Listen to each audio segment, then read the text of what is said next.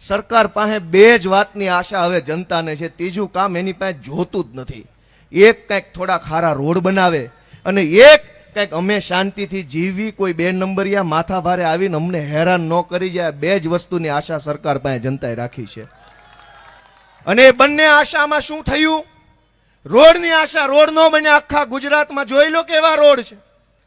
Road જો ઘરના પૈસે બનતા હોત ને તો માણા તો એટલું બળુકું છે, ઘરના પૈસા જેસીબી રોડ રોલર બનાવીને ફેરવી નાખ્યું હોત ક્યારનું, પણ નથી બનતા. અને એક આશા આપણે સરકાર પાસે રાખી સલામતીની.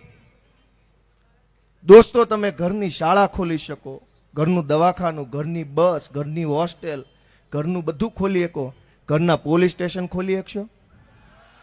હા કે ના કયો ભાઈ? ઘરના પોલીસ સ્ટેશન ખોલી શકશો? કે આ ફલાણી જ્ઞાતિનું પોલીસ સ્ટેશન ખોલ્યું, ગોપાલભાઈના હસ્તે ઉદ્ઘાટન.